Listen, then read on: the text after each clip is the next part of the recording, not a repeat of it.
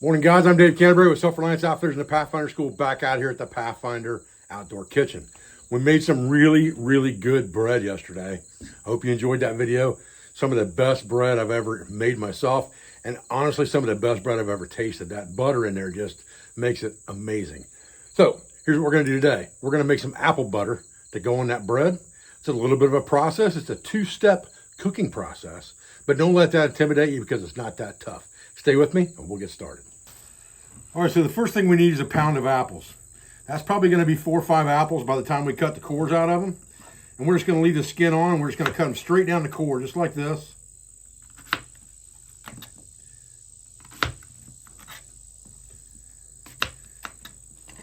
And leave the core.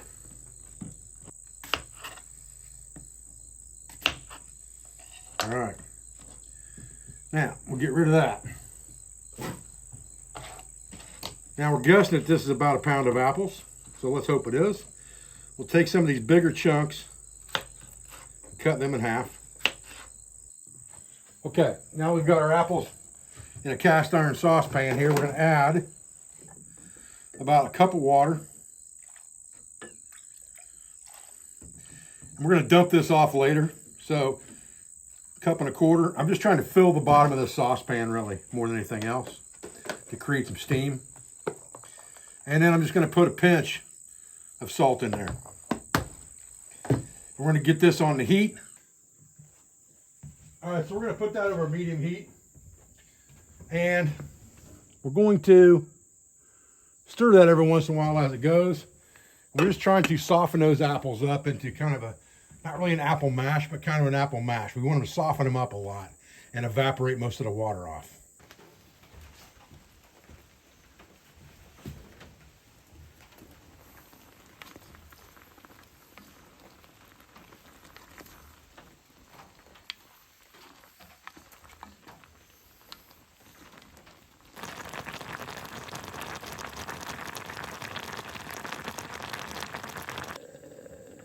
Now you can see I got a little bit of a crack in that lid. That lid's not all the way on there solid.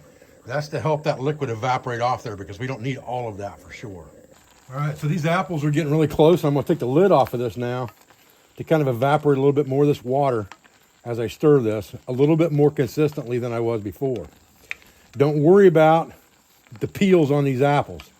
We're gonna run this through a food mill here in a few minutes, and all of them skins we're not gonna have to worry about. You can see those skins are coming right off of there now. And we're starting to lose most of our liquid, so we're getting to where we want to be now. Okay, the next thing we want to do is we want to run this through a food mill to grind everything up into a puree and get rid of any of the peels, and this will do that for you. You set that on top of a mixing bowl. Very convenient system. You're going to throw all of this in your food mill.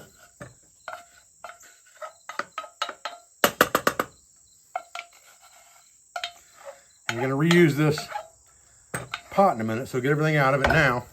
You got your mash here. And then all you need to do is start running your food mill. This will create your puree, and it will leave behind the peels. It won't mash them through the mill. But you want to get as much of this apple in there as you can. So continually kind of scrape it to the bottom side underneath the food mill there. And turn it.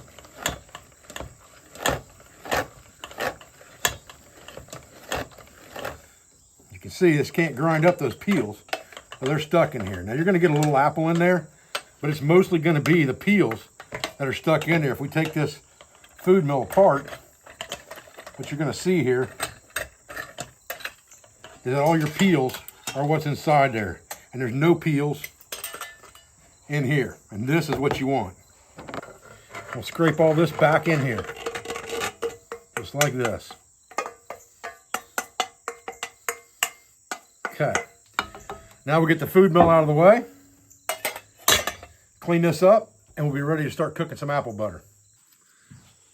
All right, now, let me just move this down just a little bit. Get this thing better in the camera here. To this apple mash that we've made so far, we're going to add a 1/4 cup of dark brown sugar, and that's a packed 1/4 cup. So take that sugar and smash it down in there. We're going to add just a touch, about a cap of vanilla extract, and a pinch of pumpkin pie spice. Okay? And this could be apple pie spice, but pumpkin pie spice is usually easier to find. Now, we're going to mix that up really good. We're going to get that back on the heat. Okay, now we're going to slowly heat this up.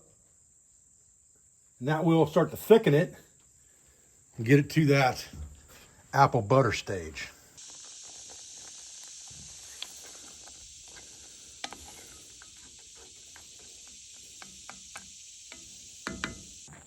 Okay, we're cooking down now, getting where we want to be. Starting to get a little thicker. Got a little ways to go yet. Just keep your eye on it. You don't want to burn it. So keep the heat low. And it'll thicken up. And now we're going to take a jar, mason jar here. We're going to put some of this in here while it's still warm.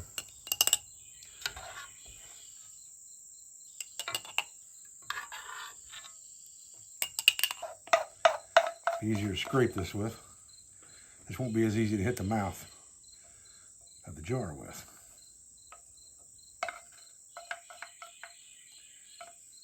I gotta tell you boys, apple butter on homemade bread, that's where it's at. Holy cow. Man.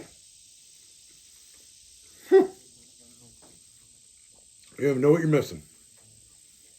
Man, is that good. Holy crap.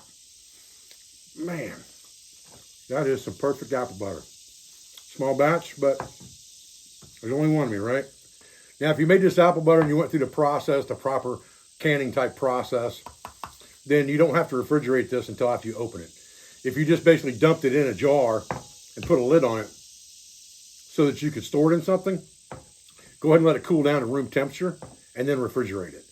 That will keep it for a good long time, and this apple butter will be good in the refrigerator for quite a while. Man, oh man. Guys, I appreciate you joining for this video today on how to make a batch of apple butter.